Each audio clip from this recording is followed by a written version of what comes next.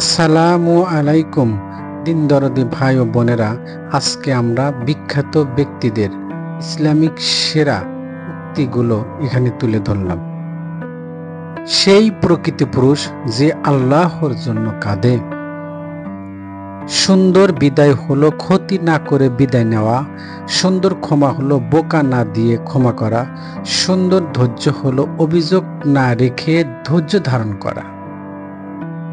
আমার আল্লাহ মাঝে মাঝে আমার পরীক্ষা নেন, কিন্তু সবসময় আমাকে সাহায্য করেন।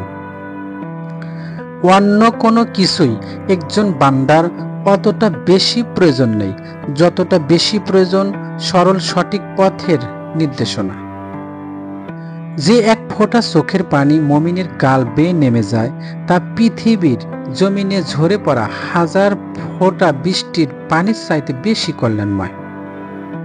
যে ব্যক্তি দাবি করে যে সে এই দুনিয়া ও তার স্রষ্টাকে একই সাথে ভালোবাসে, সে আসলে মিথ্যা কথা বলে। সবচেয়ে সুখী ব্যক্তি সেই যাকে আল্লাহ তাআলা একজন পুণ্যবতী স্ত্রী দান করেছেন। এক ব্যক্তি হাসান আল বাসিরকে জিজ্ঞাসা করল, ইবলিস কি কখনো ঘুমায়? তিনি বললেন, সে যদি ঘুমাতো তাহলে আমরা একটু অবসর পেতাম। লক্ষ্য পূরণের ব্যাপারে নিষ্ঠাবান থাকলে দেখবেন আল্লাহর সাহায্য আপনাকে চারপাশ থেকে ঘিরে আছে। তাদেরকেই ভালোবাসুন যাদের সাথে আখিরাতে একসাথে থাকতে চান। পৃথিবীর মাটির উপরে যতক্ষণ ইচ্ছে করে হেঁটে নাও, কেননা খুব শীঘ্রই সেটা তোমার কবরে পরিণত হয়ে যাবে। মায়ের গর্ভ থেকে বেরিয়ে আসার পর থেকে তো তোমার জীবনের আয়ু কমে যাওয়াকে তুমি ঠেকিয়ে রাখতে পারোনি। নিকৃষ্ট তো সেই মৃত ব্যক্তির পরিবারের মানুষগুলো যারা মৃত মানুষটির জন্য কান্নাকাটি করে, অথচ তার রেখে যাওয়া ঋণ পরিশোধ করে না। আখিরাতের জন্য বিক্রি করলে আপনি দুই জীবনই জয়ী হবেন। আখিরাতের জীবনকে দুনিয়ার জন্য বিক্রি করলে আপনি দুই জীবনই পরাজিত হবেন। আপনার দ্বারা নেক কাজ সাধিত হলে আল্লাহ তাআলার প্রশংসা করুন এবং যখন অসফল হবেন তার কাছে ক্ষমা প্রার্থনা করুন।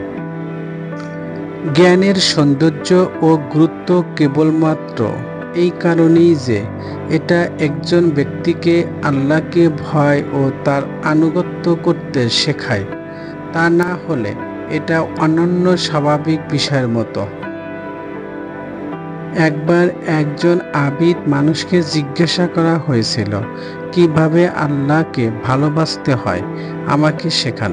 তিনি উত্তরে বলেছিলেন, শিখিয়ে কারো মাঝে আল্লাহর প্রতি ভালোবাসা তৈরি করা যায় না। আমরা হাসি ঠাট্টা করি, কিন্তু কে জানে হয়তো আল্লাহ আমাদের কিছু কাজকর্ম দেখে বলছেন, আমি তোমাদের কাছ থেকে কোনো আমলই গ্রহণ করব না। দুনিয়ার জীবনে তুচ্ছ আর ক্ষণস্থায়ী ভোগবিলাস ও আনন্দগুলো যেন আপনাকে মোহগ্রস্ত ও বিভ্রান্ত করতে না পারে, এবং সবসময় আগামীকালের কথা বলতে থাকবেন না, কেননা আপনি জানেন না যে কখন আপনাকে আল্লাহর ডাকে সাড়া দিয়ে চলে যেতে হবে। আপনি আসলে কতগুলো দিনের সমষ্টি ছাড়া আর কিছুই না। যখন একটি দিন পার হয়ে যায়, আপনার একটি অংশ ক্ষয় হয়ে যায়। তুমি যদি পারো তো একজন আলেম হও, যদি তা না পারো তবে দ্বীনের জ্ঞানের একজন ছাত্র হও। যদি তা না পারো তাহলে তাদের প্রতি ভালোবাসা দেখাও।